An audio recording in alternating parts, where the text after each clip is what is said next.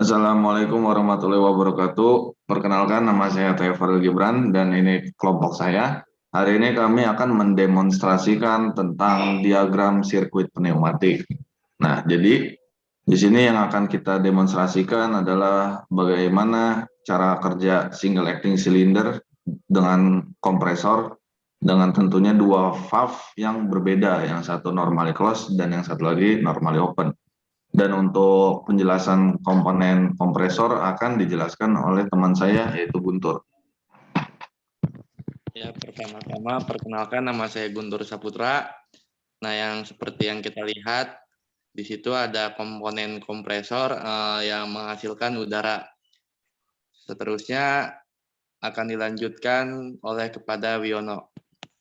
Nah, kemudian di sini ada komponen air service unit yang berfungsi di mana sebagai yang pertama di sini ada tabung pemisah antara air dan udara. Nah, nanti agar yang masuk ke dalam valve dan single acting cylinder ini merupakan udara bersih tanpa air agar tidak terjadinya korosi dan kerusakan pada dua komponen tersebut.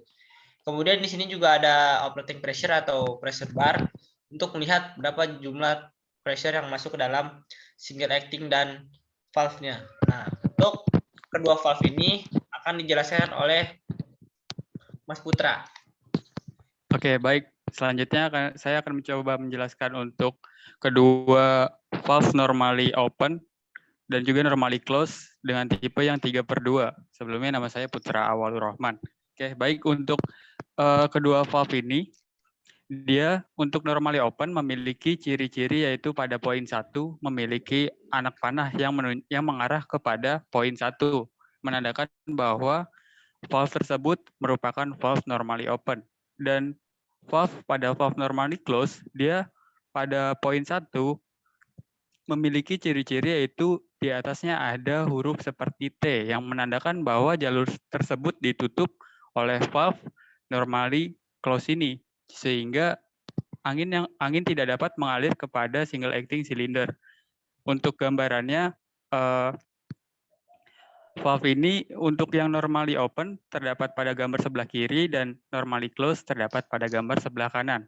Selanjutnya adalah komponen single acting cylinder yang akan dijelaskan oleh Saudara Dirham. Kepada Saudara Dirham dipersilakan. Oke, terima kasih Saudara Putra. Sebelumnya perkenalkan nama saya Dirhan Sidik.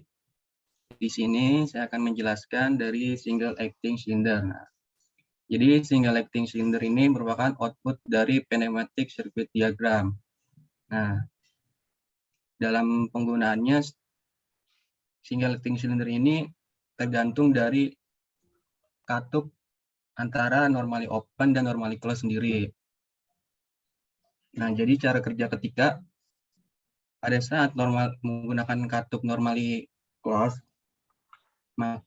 yaitu ketika push button ditekan, maka angin akan mengalir dari terminal 1 menuju terminal 2 dan akan menggerakkan piston maju ke depan dari single acting cylinder itu sendiri. Nah, kemudian kalau ketika kita menggunakan yang normally open, maka tekanan angin yang dari terminal 1 menuju terminal 2 belum sudah masuk ke single acting cylinder, sehingga piston yang dari single acting cylinder tersebut sudah maju ke depan. Nah, ketika push button kita tekan, maka single acting cylinder piston dari single acting cylinder tersebut akan kembali ke posisi semula. Nah, kemudian untuk cara kerja atau proses laju angin ini akan dijelaskan oleh Ataya Farel. Oke, jadi untuk rangkaiannya kurang lebih seperti ini. Boleh dihapus dulu Yon, salah satu ininya valve-nya. Oh, boleh. Selanjutnya kita akan menghubungkan bagian-bagian ini dengan sebuah selang. Nah, dari kompresor, selang akan disambungkan ke air service unit. Dari air service unit, selang akan dihubungkan ke valve. Dan yang terakhir, selang akan dihubungkan dari valve ke bagian single acting cylinder. Oke. Untuk cara kerjanya sendiri, kompresor akan mengalirkan udara ke arah air service unit. Dan di air service unit ini, udara akan disaring dengan air, sehingga yang nanti terkirimkan ke valve hanya udara murni dan tidak ada airnya. Selanjutnya, valve akan menerima udara dari air service unit dan valve tersebut akan mengalirkan udara tersebut ke single acting cylinder. Boleh ya dilihat rangkaian yang selanjutnya. Nah, untuk rangkaian ini akan diteruskan oleh Saudara Guntur. Terima kasih untuk Ataya.